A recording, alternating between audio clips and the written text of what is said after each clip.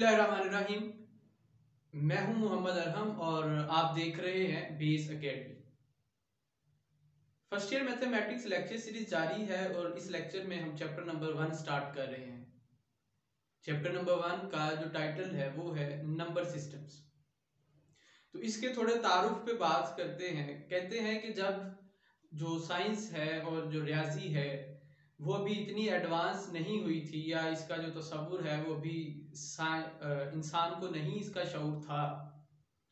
तो उस दौर में जब जो चरवाहे हैं वो अपनी भेड़ बकरियां जब लेकर जाते थे चराने के लिए, तो वो सुबह निकलते वक्त क्या करते कि अपनी भेड़ें और जो बकरियां हैं उन्हें कंपेयर कर लेते पत्थरों के साथ। यानी जितनी भेड़ बकरियां होती उतने ही वो अपने साथ पत्थर रख लेते थे, और शाम को जब वो वापस आते तो उन्हीं के साथ वो कंपेयर करके अपनी जो भेड़ बकरियों की तादाद है, जो उनकी गिनती है, वो पूरी कर लेते।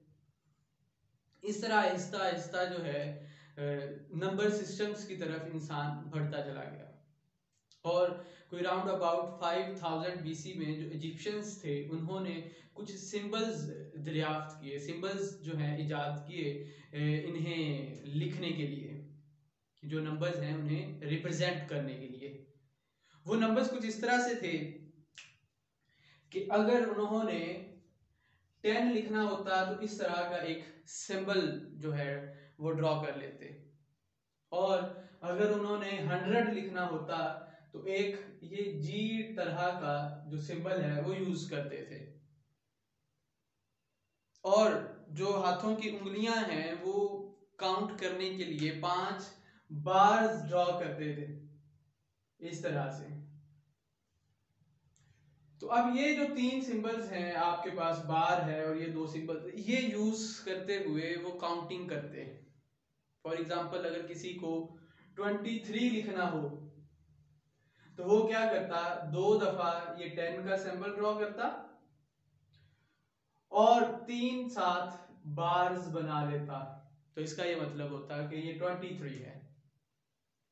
इसी तरह से अगर उसने 300 एंड समथिंग लाइक 323 लिखना होता, 323, तो यही जो 23 लिखा है इससे पहले 3 दफा जो 100 का सिंबल है उसे यूज करते, यानी 3 सिंबल्स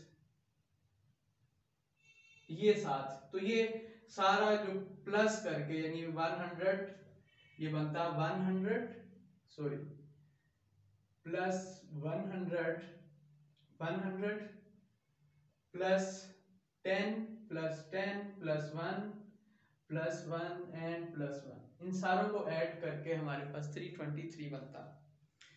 तो फिर क्या हुआ, with the passage of time उन्होंने क्या किया कि नेचुरल नंबर जो हैं वो इजाद किए। नेचुरल नंबर्स जो हैं उनका तरीकाकार यूज में आया। नेचुरल नंबर्स क्या थे कि नेचुरल नंबर में 1 2 3 अप टू सो ऑन सारी की सारी काउंटिंग आपके पास आ जाती।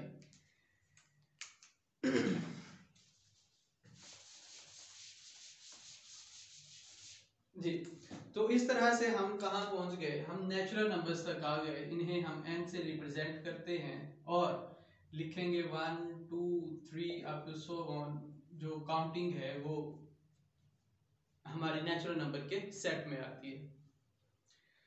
अच्छा, अब इस सेट के साथ ये मसला था कि कोई अगर इक्वेशन है like x plus 2 is equals 2, इसके अंदर इस तरह की जो इक्वेशंस हैं उनका सॉल्यूशन नहीं था कि x प्लस 2 इज इक्वल्स 2 है तो यहाँ से x इज इक्वल्स 0 आएगा।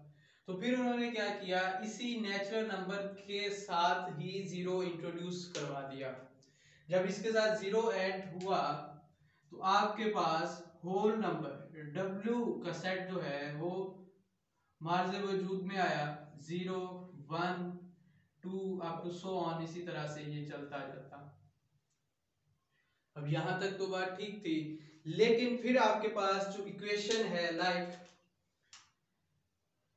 x प्लस 4 इज इक्वल्स 2 या फिर x plus a is equals b, जबकि इस केस में जो आपका a है वो b से ग्रेटर हो। तो इस तरह की जो इक्वेशंस हैं, लाइक यहाँ जो x है वो -2 के इक्वल आ रहा है, और यहाँ भी अगर a ग्रेटर देन b है तो डेफिनेटली x नेगेटिव में आएगा। इसका ये मतलब हुआ कि हमारे पास कोई ऐसे नंबर्स का सेट भी होना चाहिए जिसके अंदर क्या हो, नेगेटिव नंबर्स भी शामिल हों। तो फिर क्या हुआ कि आपका जो होल नंबर है इसी के साथ नेगेटिव नंबर भी शामिल कर दिए गए। तो ये आपके पास इस तरह से इंटीजर्स का सेट आ गया, up to so on -3, -2, -1, 0, 1 and 2 up to so on, ये इस तरह से चलता गया। या फिर इसे कलेक्टिवली लिखें तो इसे हम यूं लिखेंगे 0 +-1 +-2 +-3 अप टू सो ऑन। तो ये हमारे पास है सेट ऑफ इंटीजर्स, यानी z से जिसे हम रिप्रेजेंट करते हैं। वेल, तो इस सिस्टम में जो फ्लॉ था वो ये कि ये इस तरह की इक्वेशन लाइक ax = b या फिर 2x = 3, इस तरह की जो इक्वेशंस हैं इनका सॉल्यूशन इसके अंदर शामिल नहीं है। शॉर्ट में अगर हम यूं बात करें कि इस सेट में हमारे पास जो इंटीजर्स का था सारे नंबर्स तो थे, यानी प्लस वाला भी हल हुआ हमारा मामला, माइनस वाला भी मामला जो है वो हल हो गया, लेकिन जो हमारे पास बटे की फॉर्म में, फ्रैक्शन की फॉर्म में नंबर्स थे उनका सॉल्यूशन नहीं था। तो फिर क्या हुआ कि हमारे पास P/Q की फॉर्म में, P/Q की फॉर्म में जो नंबर्स हैं वो इन्वेंट हुए, और P/Q की फॉर्म में जो नंबर्स लिखे जाते हैं उन्हें हम क्या कहते हैं, रैशनल नंबर्स। Q से उसे रिप्रेजेंट करते हैं, और जबकि जो P है और जो Q है ये बिलोंग करते हैं some the set of integers, और जो Q है वो 0 नहीं होना चाहिए, and Q cannot become 0। तो इसमें हमारे पास ये वाली भी जो मुश्किल थी वो भी हल हो गई कि ax = b, यानी P/Q की फॉर्म में जो नंबर्स हमारे मिसिंग थे वो भी उसमें शामिल हो गए।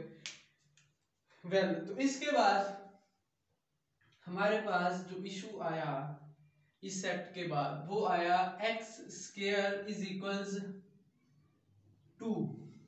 अब इस सेट में आपके पास ये नंबर शामिल नहीं है, यानी x² = 2, तो इसका मतलब ये हुआ कि x √2 ± √2।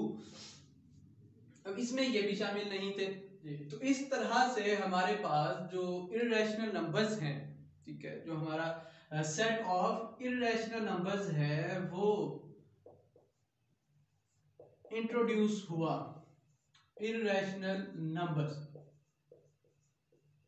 ऐसे नंबर्स जो कि फ्रैक्शन की फॉर्म में ना लिखे जा सके, यानी रैशनल नंबर्स वो थे जो P/Q की फॉर्म में लिखे जा सकते हो। तो इर्रेशनल नंबर्स ऐसे नंबर्स हैं जो P/Q की फॉर्म में नहीं लिखे जा सकते, और इन्हें हम Q बार से रिप्रेजेंट करते हैं, Q बार से। अब ये जो आपका सारे का सारा यानी नेचुरल नंबर हैं, होल नंबर्स हैं, इंटीजर्स हैं, ये सभी आ जाते हैं रैशनल नंबर्स के अंदर, और जो इस तरह के हमारे पास सॉल्यूशन है वो आ जाता है इर्रेशनल नंबर्स में। तो इन सारे नंबर्स को हम कलेक्टिवली रियल नंबर्स बोलते हैं। The union of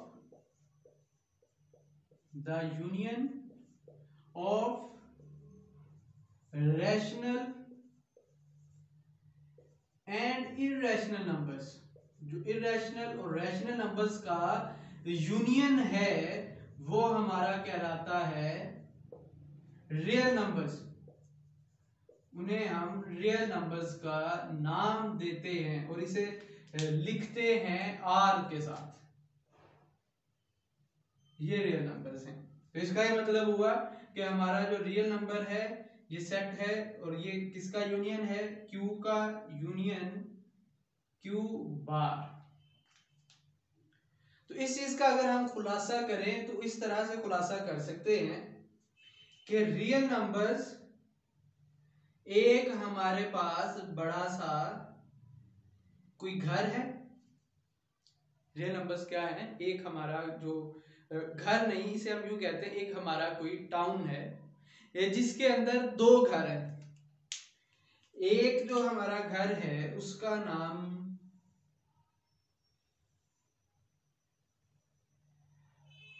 rational numbers है और जो उसमें दूसरा घर है उसका नाम हमारे पास इरेशनल नंबर्स हैं। अब जो इरेशनल नंबर्स हैं वो यूं समझो कि बस एक ही जो बजाते खुद क्या है कि वो एक ही कमरा, उसके अंदर और कुछ भी नहीं है। जबकि जो रियल नंबर्स हैं, सॉरी जो रैशनल नंबर्स हैं, इसके अंदर मजीद डिवीजन्स हैं। ठीक है, इसका जो एक और बड़ा सा कमरा है उसका नाम है इंटीजर्स का, जी से जिसे हम रिप्रेजेंट करते हैं। उस बड़े कमरे के अंदर एक और जो है कमरा है या डिवीजन जिसे आप कह लो, उसे हम कहते हैं होल नंबर्स। और उसके साथ एक और जो उसका पार्टीशन कह लें या फिर उसके अंदर जो डिवीजन है वो है, उसे हम नाम देते हैं नेचुरल नंबर्स का। तो इसका ये मतलब हुआ कि जो रैशनल नंबर्स हैं ये सबसेट है रियल नंबर्स का।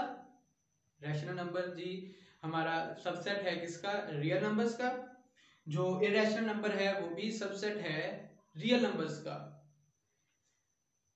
जो इंटीजर है ये सबसेट है इसका रैशनल का।